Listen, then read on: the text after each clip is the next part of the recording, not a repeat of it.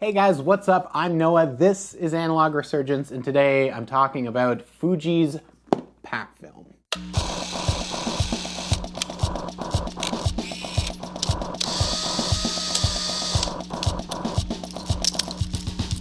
This is PackFilm. This is some Polaroid PackFilm, and this is some Fuji PackFilm. It's an instant film format that required you to load a pack into a camera and then actually pull it out of the camera, puncturing a chemical pod in the process, and then we had to wait, usually about 60 seconds, sometimes 30 seconds, sometimes 15 seconds. And then after you finished waiting, you would peel it apart in order to get a finished image. This is some dead pack film. But if you were lucky and you were shooting real pack film, then you could get images that were about this size, 3¼ by 4¼ and you could get black and white images or sometimes some really nice color images as well. Pack film was a format that was introduced by a little company called Polaroid back in 1963. It went in cameras that a lot of the time looked like these, or could also go into higher-end, more professional cameras like this through the use of a Polaroid film back. Now, before I get too deep here, I've already done some videos that have started to cover the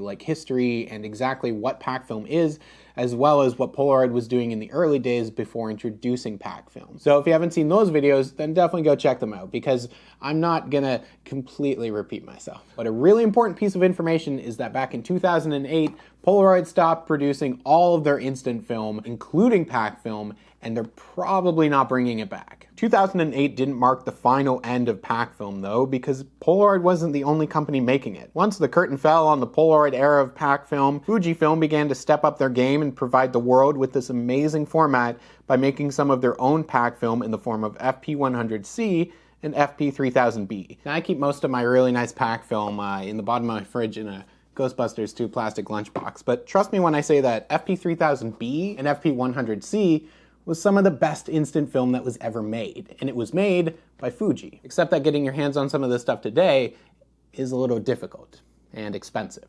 But of course, first, we have to go back in time a little bit. In the 1960s and 70s, Kodak really wanted a piece of that sweet instant photo game. They had helped in the manufacturing of some film materials for Polaroid, and they also had an idea of how it worked. So they decided they would make their own instant film format, regardless of whether it infringed on Polaroid patents or not. And it definitely infringed on Polaroid patents. Kodak made their own instant camera, and it looked like this. And actually, I've already done a bit of a video on this. This was the Kodak Instant Camera. Now, Fuji over in Japan had begun to dip their toes in the instant film waters with their Photorama instant cameras and film. Originally, their film worked with Kodak's cameras, but later film didn't, and instead Fuji was just making their film for their cameras, such as the Photorama 800 and Photorama 90 Ace. The problem was that Kodak got sued so hard by Polaroid, and slowly they had to end production of all their instant products. But Fuji was smart.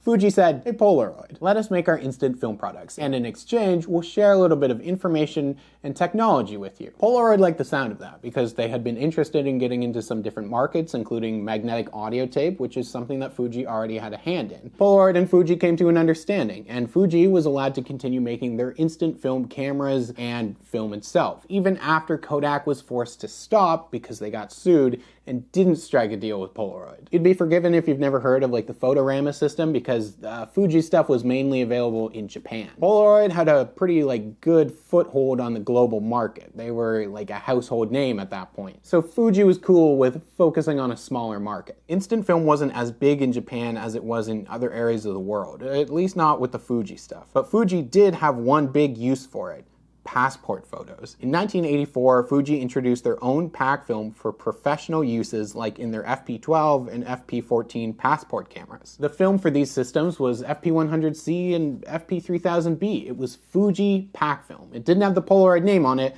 but it works exactly the same way, and you can use it in pack film Polaroid cameras, but it still wasn't widely available. Fuji kind of marketed their pack film as being for professionals and businesses. Hey, come here. I've been working really hard on making in-depth videos about pack film and the history of it and where it is now and what it used to be. I don't remember why. It made sense at the time, but I'm having a lot of fun, and you know what? These videos are turning out okay. I'm doing it along with the help of my friend and former co-lab technician Alex, as we we've been getting out and shooting a variety of these instant formats. And next, we're going to be doing it with some of the Fuji PackFilm as well. So if you haven't watched us shoot the Polaroid roll film and Polaroid PackFilm, you can go do that right now. Well, not right now because you gotta finish watching this video, but also if you're interested in seeing us next shoot some of the Fuji PackFilm, then you can do that tomorrow. I will have a video that goes up where we will be specifically shooting some of this stuff. So stick around for that stuff and also watch the previous videos if you haven't done that. As Polaroid slowly descended into crippling, sad bankruptcy, along with terrible management and straight up confusion around how to handle the oncoming digital wave of photography, they pulled the plug on instant film production in 2008. Polaroid 600, SX70, Spectra,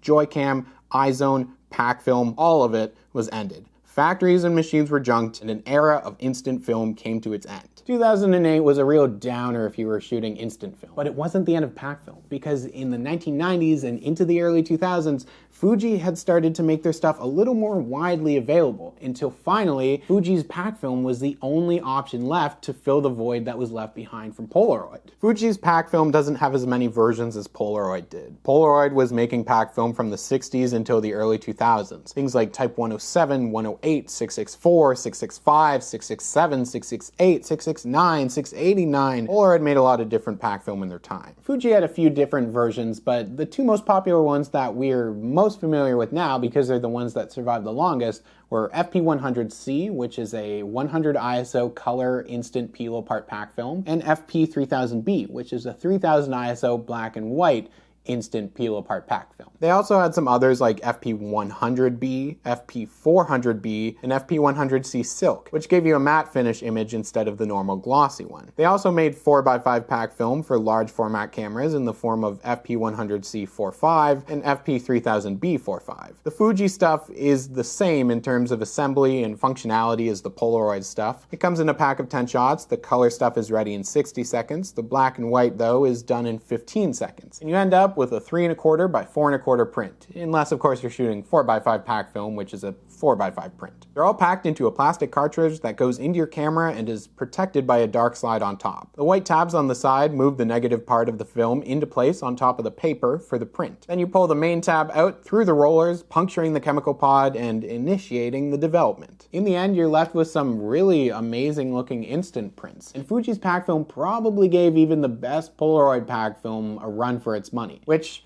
is a little hard to kind of determine now because, well, it's all expired. But definitely for people who were shooting this stuff when it was in production, I would love to know people's opinion who had more experience with it at the time when it was all a little more fresh. Fuji's PackFilm at least is all compatible with Polaroid's PackFilm cameras and like PackFilm backs that go onto like medium format or large cameras or even 35mm SLRs. Their color film, FP-100C, has a 100 ISO, whereas Polaroid's stuff usually had a 85 or 75 range ISO instead. You might get just like a touch of overexposure, but it's never been something that I've seen as a huge problem. Fuji themselves also released a PackFilm camera, the FP-1, a folding style instant PackFilm camera. It's one of the more expensive options for shooting the format now, but it is actually a really nice camera. One big difference though in Fuji's favor is that you can really easily save the negative portion of FP-100C color film and turn it into a full negative that can be used for darkroom printing or more detailed scans. Fuji's stuff used a different backing material on the negative that can be removed by bleach and then rinsed clean. Most Polaroid PackFilm formats couldn't do this. You couldn't retrieve the negative with a lot of versions of Polaroid's PackFilm simply because it was like a different backing material that was used for the negative component. Certain versions of Polaroid stuff was designed for it, but only in black and white with types 105, 665, and 55. You could also still do emulsion lifts where you remove the image from the print and put it onto a new surface, as well as doing image transfers where you interrupted the developing process and pressed the negative onto something like watercolor paper to get like a more distorted version of your image. So Fuji had the market because Polaroid was completely done with this stuff, and the Impossible project, which became Polaroid Originals and is now just under the Polaroid name again, only has the ability to make integral film. Integral film is Polaroid film that is used in SX70, 600, and the newer I-type cameras, and it's the more like classic looking Polaroid image. That's all that Polaroid makes right now. Side note, as I talked about in the previous video, Polaroid doesn't currently make PackFilm and probably won't again, because all the machines and factories that were gutted and trashed when they ended production of film initially in 2008. Fuji is smart. Fuji is a smart company. I can't argue with that. They restructured and they diversified everything in the 90s and the early 2000s when everything started to go digital. They're very, very different from Kodak and Polaroid, who around that same time were having a lot of issues adapting to a digital landscape. They're able to support their film endeavors with the much more profitable endeavors of like all the other aspects of that business that they do. And probably at the time they saw that PackFilm was being discontinued by Polaroid and it still had a big enough market that they could make some cold hard cash for a few years, filling the void that was left behind. But as time has gone on and like digital cameras have gotten better, phone cameras have become a thing, and also some people just take pictures with tablets. What I'm saying is that everything changed, and passport photos started being taken digitally as well, and that was a huge, huge portion of people that were using PackFilm. So Fuji killed it. Fuji killed PackFilm, and you should probably never forgive them. And you know what? There are definitely people out there who will never forgive Fuji for killing PackFilm, but it probably doesn't prevent Fuji from sleeping soundly at night. So Fuji slowly ended production on all their PackFilm. Once the 2010s hit, there was FP-100C and FP-3000B left. FP-3000B, the last black and white PackFilm in production, was discontinued by Fujifilm in 2013. Then all that was left was Fuji's FP-100C instant peel apart PackFilm. After everything the format had been through, from the evolution of it from instant roll film to the creation of PackFilm in 1963 to all the different versions of it that Polaroid manufactured, the different ways that you could shoot it, the variety of cameras that you could get accessories to load it into, the large format uses, the professional uses, Polaroid's downfall, and Fuji stepping in to save it for a bit. After all of that, the last freshly made PackFilm, FP-100C, a great, beautiful looking instant film, was discontinued by Fuji in 2016. All of Fuji's PackFilm is now past its expiration date officially. The last batch of FP-3000B, I believe, expired in 2016, and the last of the FP-100C stuff expired in 2019. That's definitely not to say this stuff is useless though, because you can prolong the life of PackFilm and any instant film really by throwing it in the fridge. Same goes for Polaroid stuff. Having this stuff cold stored can extend the lifespan of this stuff by years. But it can also be unpredictable, and no matter what, the existing amount of Fuji and Polaroid PackFilm in the world is slowly disappearing or becoming useless. So Fuji was the last company that was producing PackFilm on a large scale. If you have cameras that look like these, there is no cheap, easy alternative equivalent to Fuji's PackFilm or Polaroid's PackFilm. 10 shots per pack, fresh color and black and white, that stuff is no more. If you find PackFilm cameras today, then think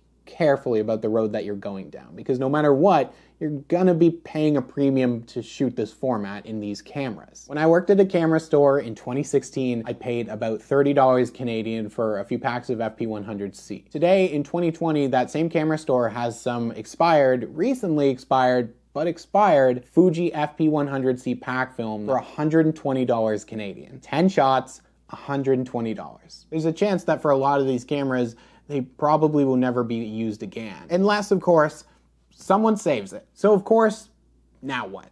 Roll film, Polaroid PackFilm, Fuji PackFilm? Where are we going with this, Noah? Understand that probably Fuji is never bringing back FP-100C or FP-3000B or just PackFilm in general. They've been asked, people have begged with them. It's been 4 years out of production, it's not a big market, and Fuji just probably isn't interested. Also in 1999, Fuji introduced Instax. And I have to assume that for Fuji, Instax is probably where the money is. They sell a lot of it, it's wildly popular, and it's definitely the choice for a lot of people over even the Polaroid branded integral film that they successfully brought back. It's cheap, I can walk into like a drugstore and buy Instax film. It's just easily like the most convenient and affordable way to shoot instant film now. And Polaroid is kind of like only a shadow of the company that it used to be. And like I said, probably only has the ability to produce the integral film that they're producing now. But right now, there is one possible option that could lead to pack film existing in the future again in some way. Currently, a company called OneInstant is working to make pack film all on their own. It's a project based in Vienna that was started by Florian Kaps, one of the main people involved with the Impossible Project in the original effort to save Polaroid's integral film. It's also in the very early stages, but you can buy some pack film from them. They are the only people currently actively pursuing, with some level of success right now, a future for instant peel-apart pack film. But it's not cheap, and it's not the classic 10 shots per pack that we're all used to, and it's also in the very, very, very early stages of the project. There's a lot to cover about OneInstant, and there's like a lot of information to kind of unpack and understand about how they're accomplishing what they're accomplishing. There's also a lot of mixed opinions about what they're doing, but maybe some context and a deeper dive into the project will help us all understand exactly what's going on, and also whether or not you yourself watching this video are interested in supporting or following the progress of OneInstant at all. Which means that it definitely gets its own video, one chapter at a time. Can't do it all in one go. Sorry, kids. But I do promise you that is coming really soon as well. The future of pack film is uncertain. A lot of people believe that it died when Fuji stopped making FP-100C. But I've also seen a lot of people show an interest in supporting OneInstant and their journey to bring pack film back in some way. I honestly, truly believe that right now, and at least within the foreseeable future, there is no chance of Fuji or Polaroid themselves bringing pack film back, which does mean that we are now looking at OneInstant if there's going to be a future for this stuff. But the discontinuation of Fuji's pack film was a huge loss. And I'm sure that there are a lot of people out there who believe that that is just the end of the life for the format. People who were so used to being able to shoot pack film of a certain quality and quantity for so long that once Fuji stopped producing it like that, also means that they're just no longer interested in being able to shoot the format. So be aware of pack film, I think, is my current advice. Understand that there are some people working really hard to try and bring it back, that some of these cameras that take the format and options for shooting it are really cool and really great, but it's also hard to get your hands on. It's not widely available, and it might be a really long time before it ever is again. Things are expired. It's hard to know what's going to work and what won't, but it is super satisfying. And I do hope that at some point it just becomes a format that is easier to get into so that more people can enjoy this if they never did in the first place. Thank you guys so much for watching, and subscribe if you haven't done so already, as I am looking at all these pack film and like instant formats and stuff. And Alex and I, again, tomorrow there will be a little video that shows off shooting some of specifically the Fujifilm pack film. You can also find information for the Analog Resurgence Patreon, and I've been posting all our examples of like pack film and peel apart stuff. And if you just want to support the channel, then you can head over there. There's a link in the description for that. There's also information for the Analog Resurgence Peel Box. Definitely let me know about your experiences shooting like the Fuji pack film, how it compared when this stuff was all in its prime in production to Polaroid's pack film, and just your thoughts on this stuff in general. Also linked to Pro 8mm out in California if you are interested in Super 8,